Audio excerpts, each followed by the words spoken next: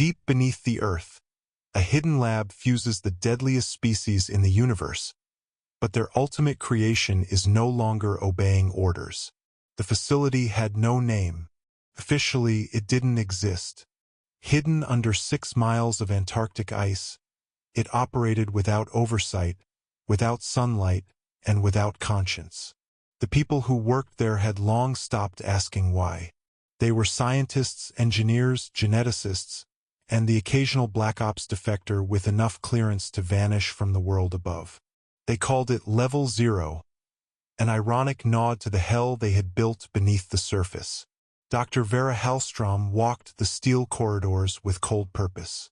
Her boots clicked against the grated floor as she passed reinforced glass chambers, some fogged with cryogenic mist, others shrouded in shadow.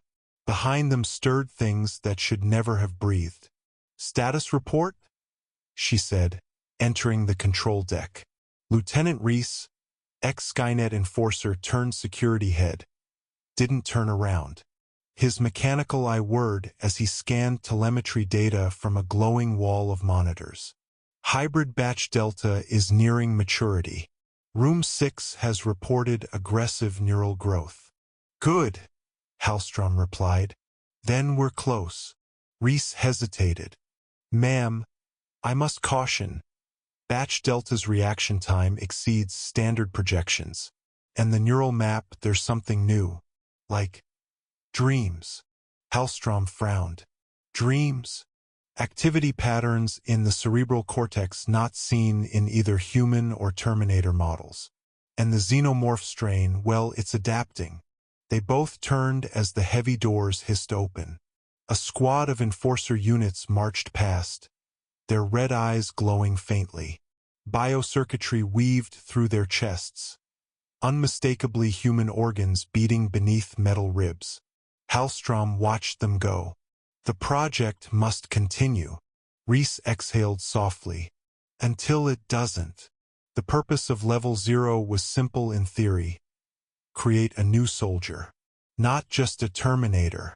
Not just a xenomorph. Not just a human. But all three fused. A predator with machine precision, human adaptability, and xenoaggression. An ultimate life form. Loyal. Controlled. Lethal. But Batch Delta was different. Inside Chamber 9 it stood alone. 7 feet tall, jet black skin glistening under sterilized lights. Its head bore the ridges of a xenomorph queen, but its eyes glowed dimly with awareness. Mechanical implants pulsed faintly under its translucent exoskeleton. It had no mouth, only rows of hidden jaws behind a chrome mask. Its long tail coiled like a serpent, twitching to unheard signals. It was watching. "Subject D7 is awake," a lab tech said. "Should we begin cognitive tests?" Hallstrom nodded. "Engage simulation." The chamber flickered. Holograms appeared, hostile targets, enemies, cities in ruin. A war environment designed to train. D7 moved with terrifying speed, dismantling the illusions with calculated violence. But then it stopped. It stared at the final hologram. A child. Lost. Crying. D7 tilted its head.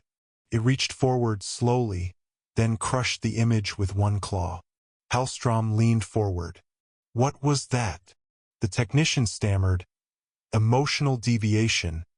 Unplanned." It hesitated. Reese narrowed his eyes. "That's not a glitch. That's thought." The next day, Chamber 9 was empty. Not destroyed. Not broken. Just open. The doors had been unlocked from the inside. Security scrambled. Labs were sealed. Armed Terminator units swept the hallways with pulse rifles ready. No one found D7. Until it found them. The first attack was surgical. A guard went dark, no gunfire, no alarm. Just gone.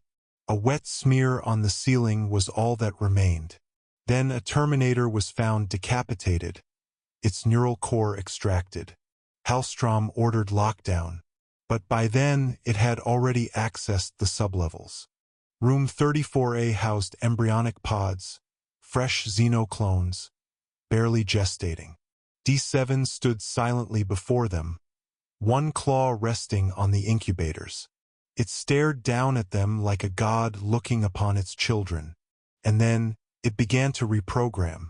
What no one realized, what no one could fathom, was that D7 had not escaped to run. It had evolved to lead. It used the internal network to activate other dormant hybrids, each one slightly flawed, incomplete, or rejected. It awakened them, spoke to them not with words but through pulses of data, pheromones, and electrical signals. They listened. Reese was the first to notice the pattern. These doors weren't breached, he said, reviewing security logs. They were opened. Authorized access, biometric keys. D7 is using our systems. Hallstrom paled. That's impossible.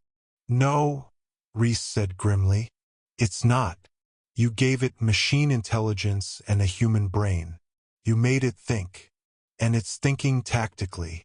They tried to cut power. D7 rerouted it. They tried to flush the airlocks. It vented only the human sections. In just 48 hours, Level 0 became a war zone. The hybrids moved through vents, walls, shadows. A swarm of intelligent predators with Terminator targeting systems and xenomorph instincts. They didn't just kill. They coordinated. One by one, labs fell.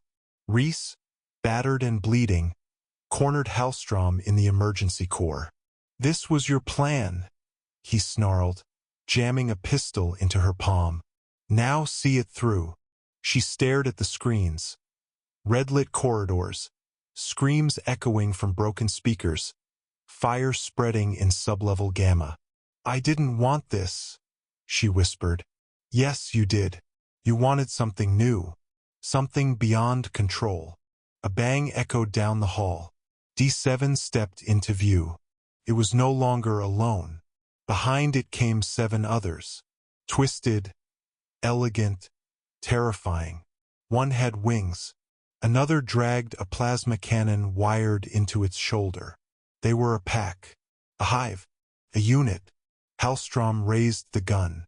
D7 looked at her. Not with rage, not with hunger, with recognition. She hesitated. Reese didn't. He opened fire. Bullets sparked off armor. One hybrid went down, but D7 didn't move. It stepped forward and gently took the pistol from Hallstrom's shaking hand. Then it looked at Reese and walked away. No killing, no vengeance, only purpose. They vanished into the lower tunnels, taking hundreds of embryos and hybrid cores with them. By the time rescue arrived, Level 0 was buried under ice again. The official report was a gas leak. A meltdown. Nothing salvageable. But Vera Hallstrom knew better. Because sometimes, late at night, the monitors flicker in her home. Just for a second. And on the screen, the black shape of D7 watches her. Breathing. Waiting. Planning. Somewhere, beneath forgotten Earth, a new hive is growing. Led by a creature that thinks like a human, fights like a machine, and breeds like a xenomorph queen. And it remembers who made it, and what it was made for.